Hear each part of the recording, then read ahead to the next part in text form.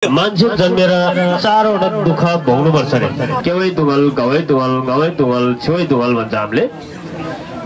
केवै दुगल भनेको जन्मेर अब आमालाई हुर्काउन स्याहार सुसार गर्न आमालाई दुःख हुन्छ नि त। खानु पर्यो, उसलाई खाना सिकाउनु पर्यो, लाउन सिकाउनु पर्यो, हिँड्न सिकाउनु पर्यो, यो सबै दुःखहरू चाहिँ भोग्नुपर्छ। यो चाहिँ जन्मको दुःख भन्छ, यसलाई केवै दुगल भन्छ है। अनि गवै दुगल भनेको बुढा भएको दुःख। बुढा भएको दुःख भनेको चाहिँ अब बुढा भएपछि मान्छे हिँड्न सक्दैन, हिँडुल गर्न सक्दैन, खानेकुरा पनि राम्रोसँग खान सक्दैन, निद्रा लाग्दैन होइन, काम गर्न सक्दैन, त्यही भएर यसलाई गवै दुगल भन्छ। अनि गवै दुगल भनेको चाहिँ यो बिरामी हुने दुःख। मान्छे जन्मेपछि बुढो हुन्छ, बिरामी हुन्छ। बिरामी हुँदाखेरि पनि अब आफ्नो शरीरमा रोग लाग्छ होइन।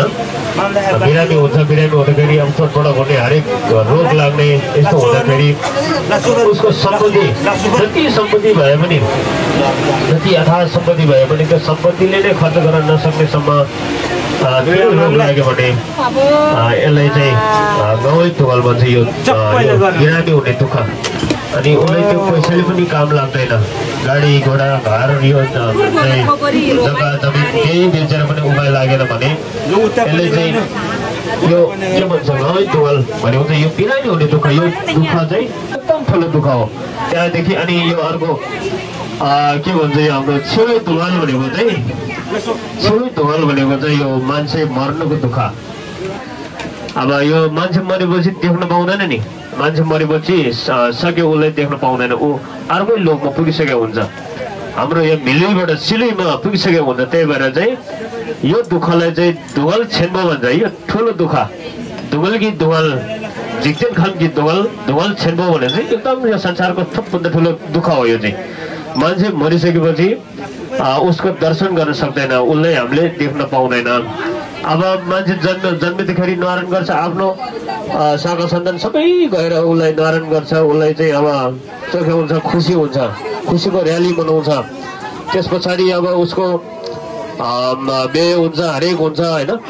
उसले चाहिँ हरेक चाहिँ उसलाई पालन पोषण गरेर उसले जागिर खान्छ, हरेक ठुल्ठुलो भइसकेपछि उसले विभिन्न देश विदेश जान्छ। अनि उसलाई चाहिँ गवै दुगलले अट्याक गर्छ। गवै दुगल भनेको बुढा हुन्छ, बुढा भइसकेपछि काम गर्न सक्दैन, हिँड्न सक्दैन, अब भने जस्तो खान सक्दैन, निद्रा लाग्दैन, भारी कामहरू गर्न सक्दैन, यो दुःखहरू भोग्छ। त्यहाँदेखि यो बिरामी हुन्छ। बिरामी भएपछि यसलाई चाहिँ नवै दुगल भन्छ। एकदम दुःख हुन्छ, बिरामी भएर दुःख भएर चाहिँ धेरै चाहिँ तर्पेर धेरै रोगहरू लाग्ने त्यस्तो खालको अवस्थाहरू हुन्छ। यसले चाहिँ नवै दुगल यस्तो दुःखहरू चाहिँ भोग्दाखेरि चाहिँ हामीले देख्न सकिन्छ। बिरामी भयो भने मान्छेलाई बिरामी हेर्न सकिन्छ, हामीले गएर उसलाई भेट्न सकिन्छ।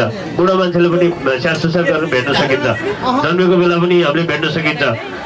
बेवर्तन भयो, हाम्रो चाहिँ छेवर भयो, त्यस्तो बेला पनि गएर भेट्न सकिन्छ। उसलाई चाहिँ हामीले हामीले दिएर केही भेटघाट गरेर उसलाई चाहिँ राम्रो होस् भनेर हामीले आशीर्वाद दिन सकिन्छ। तर मरेको मान्छेलाई चाहिँ हामीले भेट्न सक्दैन। यो चाहिँ अन्तिम अवस्था हो।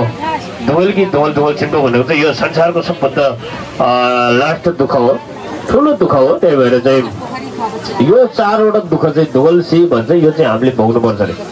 त्यही भएर बुद्ध भगवानले भन्नुभएको छ नि, यो संसार चाहिँ दुःख छ अरे, दुःखको कारण छ अरे है, यसलाई निवारण गर्ने उपाय पनि छ अरे है। यो संसार दुःख चाहिँ दुःखको कारण छ। अनि यो दुःखबाट मुक्त कसरी हुन्छ, सुख कसरी प्राप्त हुन्छ भन्ने कुराहरू पनि हामीले बुझ्नुपर्छ। हो, त्यही ज्ञानलाई चाहिँ बुद्ध भगवानले चार आर्य सत्यको ज्ञान भनेर चाहिँ हो यो चाहिँ उहाँले देशना गर्नुभएको छ। यो चार आर्य सत्य भनेको ज्ञानको चाहिँ खोजीमै उहाँले चाहिँ आफ्नो यो शरीरलाई, आफ्नो चाहिँ यो के भन्छ, शरीरलाई आफ्नो घर गृहत्याग गरेर आफ्नो शरीर नै नखाएर होइन, एकदम भोक बसेर उहाँले त्यसरी ध्यान गर्नु भएर उहाँ चाहिँ यो उहाँले चाहिँ यो के भन्छ, यो बुद्धि ज्ञान उहाँले प्राप्त गर्नुभएको थियो।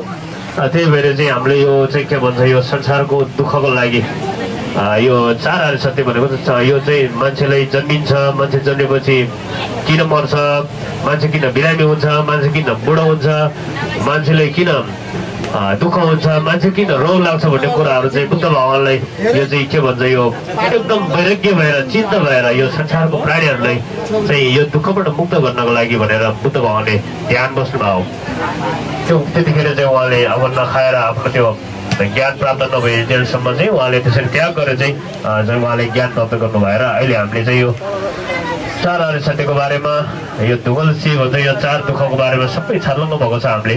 त्यही भएर चाहिँ हामीले बुद्ध धर्ममा बुझ्नुपर्ने चाहिँ यो धुगलसी र 4 आर्य सत्यको बारेमा चाहिँ हामीले बुझ्नुपर्छ।